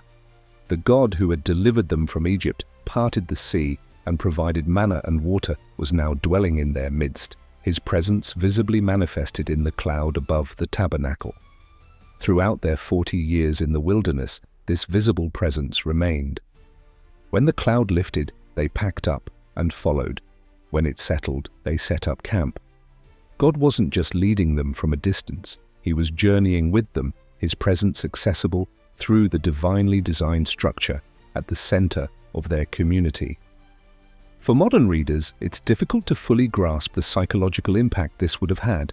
Imagine waking every morning and seeing tangible evidence of divine presence in your community. Imagine having a physical center to your society that wasn't a government building or marketplace, but a place where heaven and earth intersected.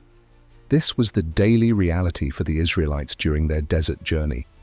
The tabernacle also established the pattern for sacred space that would continue throughout Israel's history and influence religious architecture for millennia to come. The later temple in Jerusalem followed the same basic design, expanded in scale and permanence. Christian cathedrals, with their progression from narthex to nave to sanctuary, echo this ancient pattern. Even modern houses of worship often reflect elements of this original design. Number 2. How do you govern 1 million people in the middle of nowhere? This wasn't just a theoretical question for Moses, it was his daily reality for 40 years. The wilderness journey wasn't just about physical survival, it was about creating a functioning society from scratch. And at the center of this massive social experiment was something revolutionary, a comprehensive legal system given directly by God. The pivotal moment came just 3 months after leaving Egypt. The Israelites camped at the base of Mount Sinai, and Moses ascended the mountain to meet with God. What followed was the most significant legal revelation in human history, the giving of the law, beginning with the 10 Commandments. Exodus 20 records this foundational moment. The commandments weren't delivered through Moses initially, God spoke them directly to the entire assembled nation. The text tells us the people experienced thunder, lightning, a thick cloud on the mountain, and a loud trumpet blast. Then God spoke all these words, delivering the 10 Commandments in the hearing of all Israel. The experience was so overwhelming that the people begged Moses, "Speak to us yourself, and we will listen. But do not have God speak to us, or we will die." This was no ordinary legislative process. These weren't laws debated by an assembly or decreed by a human ruler.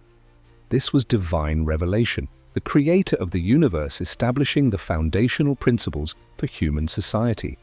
And unlike the secret laws of many ancient societies, these were proclaimed publicly, ensuring every person knew exactly what was expected. The 10 Commandments provided the ethical framework, but they were just the beginning. Over the next 40 days on the mountain, Moses received hundreds of additional laws covering every aspect of community life. These regulations, recorded in Exodus 21 to 23 and expanded in Leviticus, Numbers, and Deuteronomy, created a comprehensive legal system addressing civil disputes, criminal offenses, religious practices, public health, economic transactions, and social welfare. What's remarkable about this legal code isn't just its divine origin, but its revolutionary content. In an era when most societies were governed by the arbitrary whims of god-kings, Israel received a fixed, knowable law that applied equally to everyone, including the rulers. Deuteronomy 17:18-20 specifically required future kings to write out a copy of the law for themselves and read it all the days of their life, that they might learn to fear God and not consider themselves better than their fellow Israelites.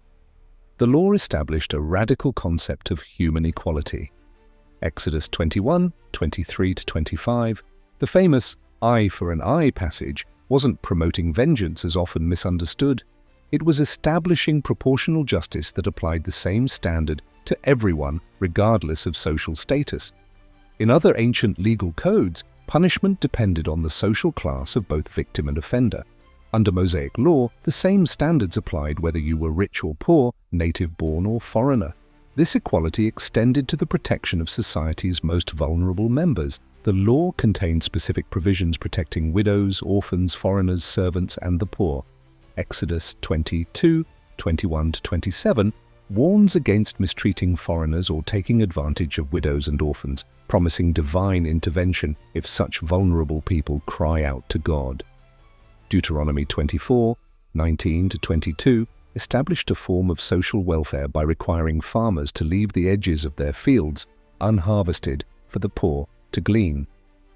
The law also instituted revolutionary economic protections. The Sabbath year, every 7th year, required cancellation of debts, and the Jubilee year, every 50th year, mandated the return of ancestral lands to their original family owners. These provisions prevented the permanent accumulation of wealth in the hands of a few, and provided regular economic resets that forestalled the development of an entrenched aristocracy. Even more remarkable were the workplace protections. In an age of relentless labor, the Sabbath commandment guaranteed every person, including servants and foreigners, a weekly day of rest. This wasn't just a religious observance, it was a fundamental human right established in the creation pattern itself. The Mosaic Law also pioneered concepts of public health. Leviticus 13-15 contains detailed regulations for identifying, containing, and treating infectious diseases, including quarantine procedures for those who were contagious. Deuteronomy 23:12-13 mandated sanitation practices for army camps, requiring human waste to be buried outside the camp, a practice that, if followed by armies throughout history, would have prevented countless disease outbreaks. For a massive population living in close quarters in a desert environment, these health regulations weren't just religious rituals, they were survival necessities. The dietary laws, often dismissed by modern readers as arbitrary, similarly provided protection in an era before refrigeration and food safety standards. Avoiding pork in a hot climate without modern preservation methods likely prevented numerous cases of trichinosis. The judicial system established under this law was equally innovative. Exodus 18 records how Moses, at the suggestion of his father-in-law Jethro, appointed judges over thousands, hundreds, fifties, and tens. This created a hierarchical court system where simple cases could be resolved locally while more difficult matters were appealed upward, eventually reaching Moses himself for final judgment. Deuteronomy 17:8-13 formalized this appellate process, establishing a supreme court of sorts at the central sanctuary where priests and judges would render final decisions in difficult cases. This created a unified legal system that could adapt to new situations while maintaining consistent principles. Unlike many ancient legal systems that relied solely on the judgment of rulers, the Mosaic system established objective standards of evidence. Deuteronomy 19:15 required multiple witnesses in serious cases. One witness is not enough to convict anyone accused of any crime or offense they may have committed. A matter must be established by the testimony of 2 or 3 witnesses. This protection against false accusations was revolutionary in the ancient world. The law also established cities of refuge, 6 designated cities where someone who had caused an accidental death could flee for protection from blood vengeance.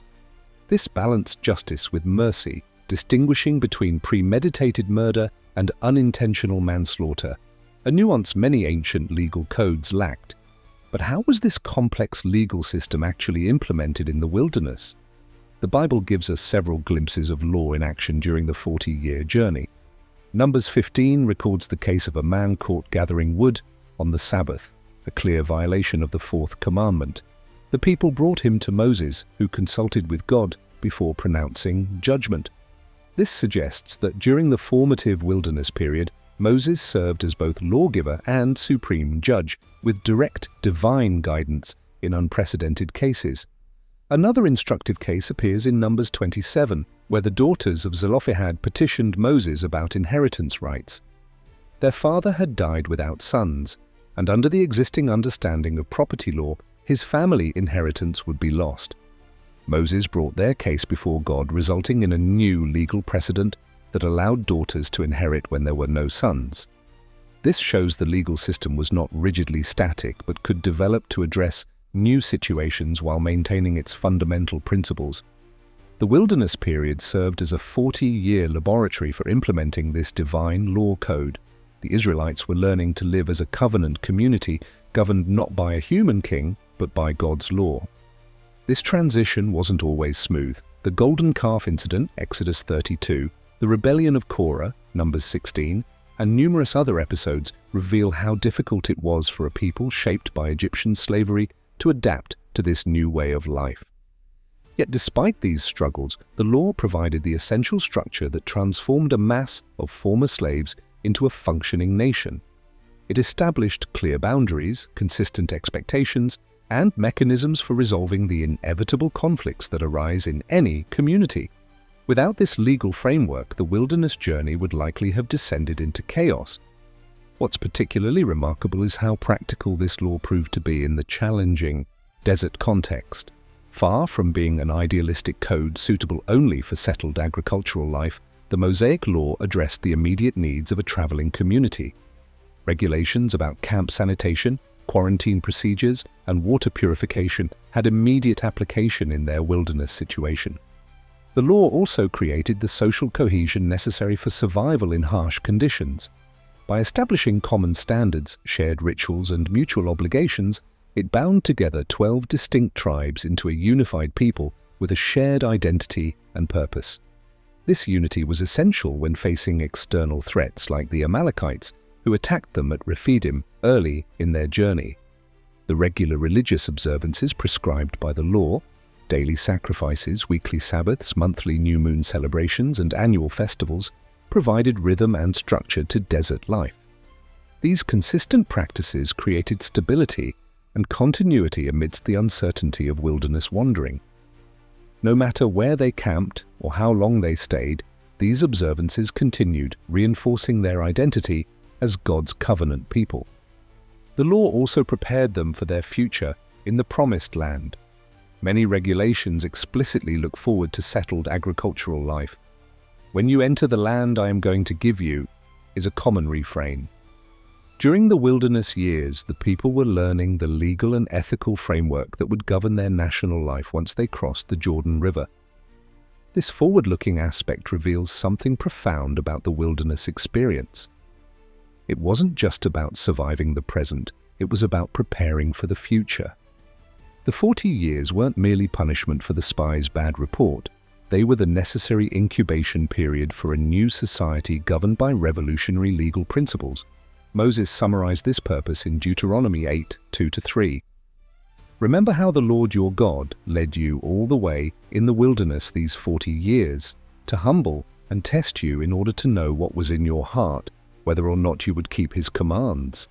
He humbled you, causing you to hunger, and then feeding you with manna, which neither you nor your ancestors had known, to teach you that man does not live on bread alone, but on every word that comes from the mouth of the Lord." The law wasn't just a set of arbitrary rules, it was divine instruction, the word that comes from God's mouth, teaching them how to live as the people of God. The Hebrew word often translated as law, Torah, more accurately means instruction or teaching. This wasn't primarily about legal compliance, but about forming a people who reflected God's character in their community life. This formation process wasn't always easy. Numbers 11:1 records that the people complained about their hardships in the hearing of the Lord. The next several chapters detail a series of complaints, rebellions, and judgments as the people struggled to embrace their new identity. The transition from slavery to freedom, from Egyptian values to divine law, was painful and sometimes resisted. Yet through this difficult process, something unprecedented was emerging. A society structured around divine revelation rather than human power. While other ancient cultures built their legal systems on the authority of kings who claimed divine right, Israel's law came directly from God and stood above all human authority, including Moses himself. This revolutionary concept would echo through history, influencing the development of Western legal systems and eventually contributing to modern concepts of constitutional government. The idea that even rulers are subject to a higher law. The wilderness period wasn't just about Israel's formation, it was laying groundwork for a transformation in how human societies would understand the very nature of law and governance. They'd think witnessing the 10 plagues, the parting of the Red Sea, and bread literally falling from heaven would be enough to create unwavering faith. But the human heart is remarkably resistant to change, even in the face of the extraordinary. The wilderness journey wasn't just a physical trek through harsh terrain, it was a crucible that exposed the deepest flaws in human nature through a series of dramatic rebellions that nearly derailed God's entire plan for his people. The pattern began almost immediately after their miraculous deliverance. Just 3 days into the wilderness, the Israelites faced their first crisis at Marah, where they found only bitter water. Instead of trusting the God who had just demolished Egypt's military might on their behalf, Exodus 15:24 tells us, "The people grumbled against Moses, saying, 'What are we to drink?' Moses cried out to God, who showed him a piece of wood that, when thrown into the water, made it sweet and drinkable. This established a recurring cycle that would define the entire 40-year journey: crisis, complaint, divine intervention, temporary relief, followed by the next crisis and renewed complaints. It was as if each miracle had a shelf life in their collective memory, quickly forgotten when the next challenge arose. The complaints escalated at the Desert of Sin, an aptly named location, where just 6 weeks after leaving Egypt, the whole community grumbled against Moses and Aaron, claiming they would have been better off dying in Egypt, where we sat around pots of meat and ate all the food we wanted.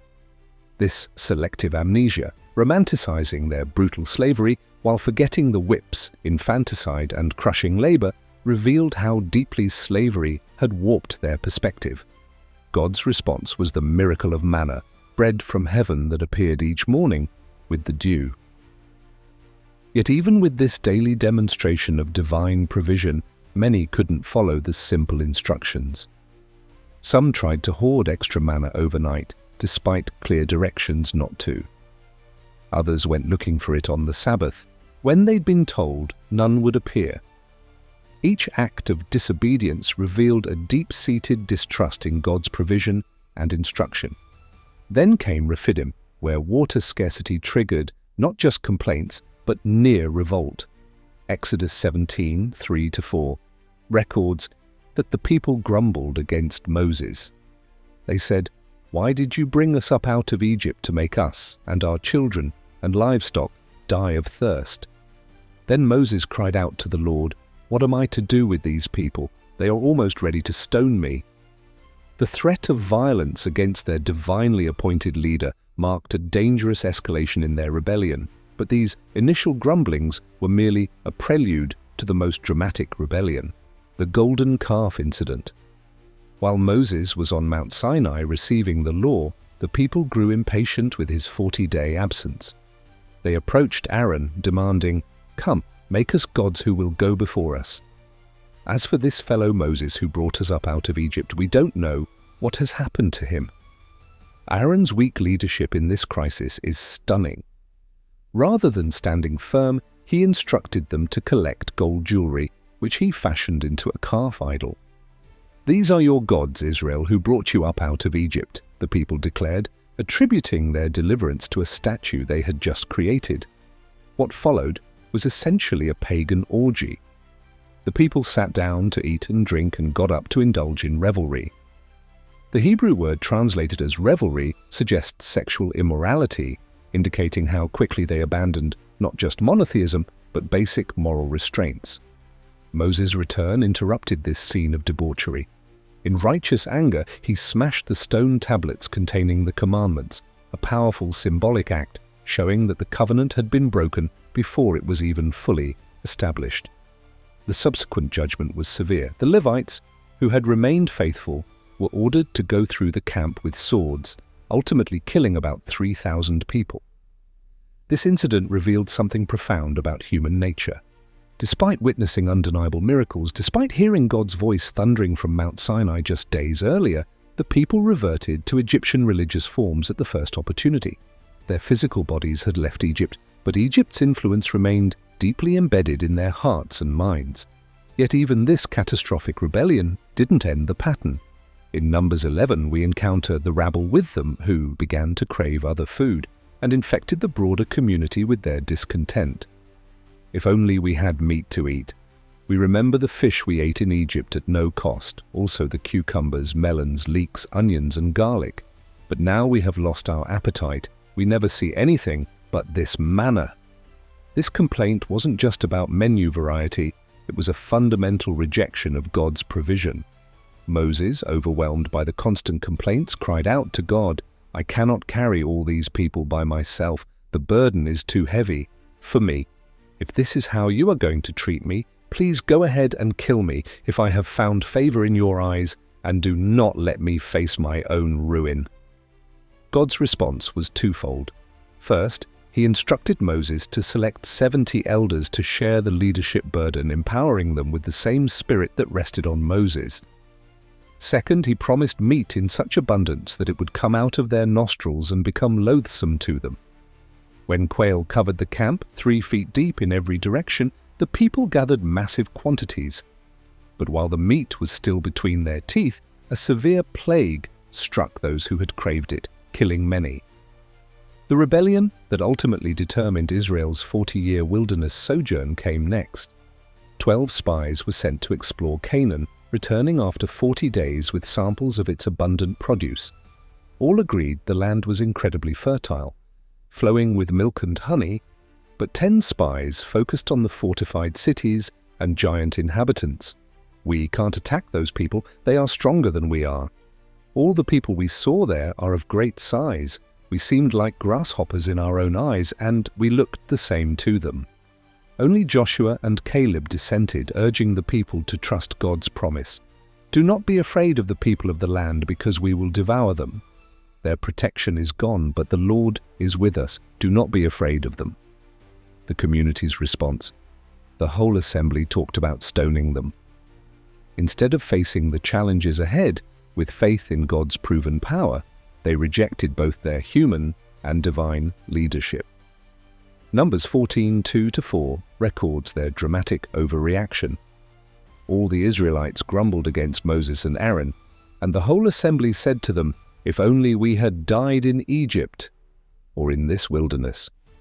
Why is the Lord bringing us to this land only to let us fall by the sword? Our wives and children will be taken as plunder. Wouldn't it be better for us to go back to Egypt?" And they said to each other, "We should choose a leader and go back to Egypt." This rebellion struck at the heart of God's purpose for Israel. Returning to Egypt would mean abandoning the covenant, rejecting the promised land, and ultimately denying their divine calling as a nation. God's anger burned against this ultimate rejection, and he threatened to destroy the entire community and start over with Moses. Moses interceded, appealing to God's reputation among the nations and his character as slow to anger, abounding in love and forgiving sin and rebellion. God relented from destroying them completely, but pronounced the judgment that would define the next 4 decades. "Not one of those who saw my glory, and the signs I performed in Egypt and in the wilderness, but who disobeyed me and tested me 10 times, not one of them will ever see the land I promised on oath to their ancestors. In this wilderness your bodies will fall, every one of you 20 years old or more. Your children will be shepherds here for 40 years, suffering for your unfaithfulness until the last of your bodies lies in the wilderness." The punishment fit the crime. 1 year of wilderness wandering. For each day the spies explored the land. The entire adult generation who had witnessed the Exodus would die in the desert, never reaching the land they had rejected through unbelief. Only their children, along with Joshua and Caleb, would eventually enter Canaan. Even this devastating judgment didn't end the rebellions. Numbers 16 records perhaps the most dangerous internal threat: Korah's rebellion. Korah, a Levite, along with Dathan, Abiram, and 250 community leaders, challenged Moses and Aaron's leadership. "You have gone too far. The whole community is holy, every one of them, and the Lord is with them. Why then do you set yourselves above the Lord's assembly?" This wasn't just questioning a decision, it was a direct challenge to the divinely established leadership structure. Moses proposed a test. Each man would bring a censer with incense before the Lord, who would show whom he had chosen. But before this test could proceed, Moses warned the community to move away from the tents of the rebels. What happened next was one of the most dramatic displays of divine judgment in Scripture. The ground under them split apart, and the earth opened its mouth and swallowed them, and their households, and all those associated with Korah, together with their possessions. They went down alive into the realm of the dead with everything they owned. Simultaneously, fire came out from the Lord and consumed the 250 men who were offering the incense. Incredibly, even this spectacular judgment didn't end the rebellious spirit. The next day, the whole Israelite community grumbled against Moses and Aaron. "You have killed the Lord's people," they said. This accusation, blaming Moses for a clearly supernatural judgment, triggered a plague that killed 14,700 people before Aaron's intercession with incense stopped it. These weren't the only rebellions during the 40 years. Numbers 20 records another water crisis at Kadesh, where Moses, exasperated by decades of complaints, struck the rock twice in anger rather than speaking to it as God had commanded. This act of disobedience cost even Moses the opportunity to enter the promised land. Numbers 21 describes the people speaking against God and against Moses, complaining, "Why have you brought us up out of Egypt to die in the wilderness? There is no bread, there is no water, and we detest this miserable food." God sent venomous snakes that bit many people, causing numerous deaths, until Moses interceded by crafting a bronze snake on a pole. Those who looked at it in faith were healed, a moment Jesus would later reference as a foreshadowing of his own lifting up on the cross. One of the most devastating rebellions came near the end of the journey at Shittim, where the men began to indulge in sexual immorality with Moabite women, who invited them to the sacrifices to their gods. What began as sexual sin quickly became religious apostasy as the people ate the sacrificial meal and bowed down before these gods. The judgment was severe, a plague that killed 24,000 people. These repeated rebellions reveal something profound about human nature.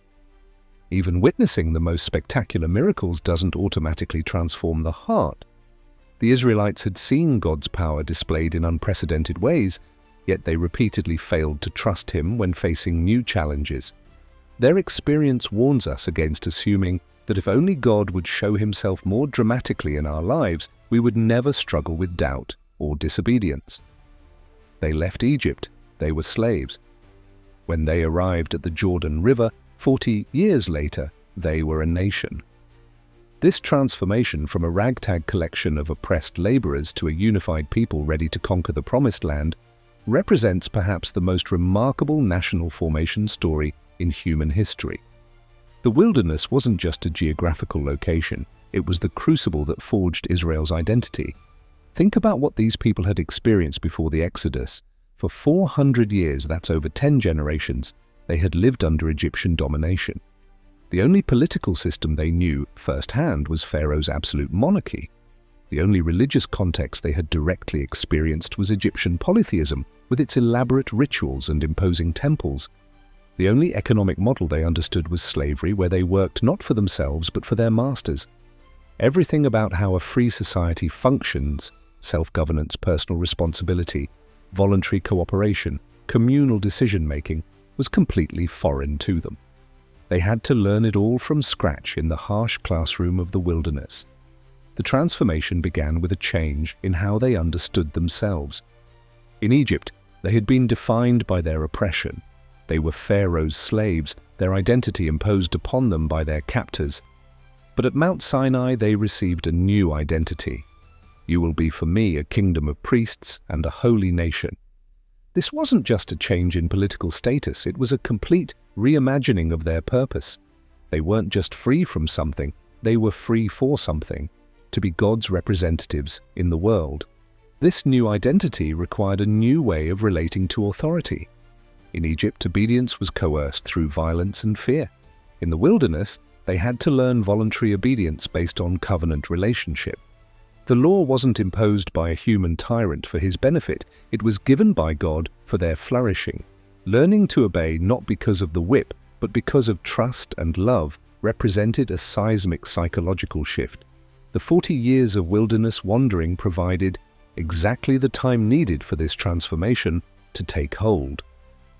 Had they entered Canaan immediately after leaving Egypt, they would have brought their slave mentality into the conquest. They would have viewed the promised land through the lens of their Egyptian experience, perhaps even establishing a pharaonic model of leadership rather than embracing their unique covenant identity. Numbers 14:33 makes the purpose of the 40 years explicit. Your children will be shepherds here for 40 years, suffering for your unfaithfulness until the last of your bodies lies in the wilderness. This wasn't just punishment, it was a necessary transition period.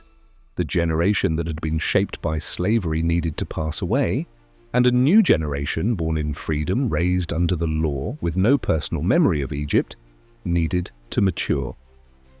This new generation developed a fundamentally different perspective.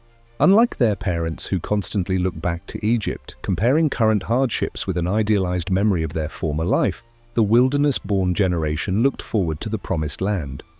They weren't burdened by the psychological chains that continued to bind their parents long after the physical shackles were removed. Consider what daily life would have been like for a child born in the wilderness. From their earliest memories, they saw the pillar of cloud and fire. They gathered manna each morning. They heard the law taught and saw its principles applied in community life. They witnessed the consequences of rebellion and the blessings of obedience. Their entire worldview was shaped by these wilderness experiences in a way their parents could never be. As this new generation grew to adulthood, we see subtle but significant changes in how they responded to challenges. In Numbers 21, when faced with the bronze serpent test, they looked in faith and were healed. In Joshua 2, when scouts were sent to explore Jericho, they returned with confidence rather than fear. The difference between "we can't attack those people, they are stronger than we are," and "the Lord has surely given the whole land into our hands" reveals the transformation that had occurred over the 40 years. The wilderness journey also forged a national identity that transcended tribal differences. When they left Egypt, they were essentially 12 separate tribes with a common ancestor and a shared experience of oppression. Their primary loyalty was to their immediate clan and extended family. By the end of the 40 years, they had developed a strong sense of shared identity as Israel, God's covenant people with a common history, common laws, and common destiny. This unity didn't erase tribal distinctions. Throughout the wilderness period, the tribes maintained their separate identities, camping in their assigned positions, marching under their own standards, and preserving their genealogical records. But these tribal identities now existed within the larger framework of covenant nationhood. They had learned to function as a single people while honoring their diverse tribal heritage. The wilderness experience also transformed their relationship with the physical world. In Egypt, they lived in the narrow strip of fertile land along the Nile, one of the most productive agricultural regions on Earth.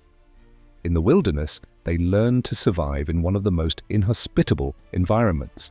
This developed resilience and adaptability that would serve them well when they entered Canaan, with its diverse landscapes ranging from coastal plains to central highlands to the Jordan Valley.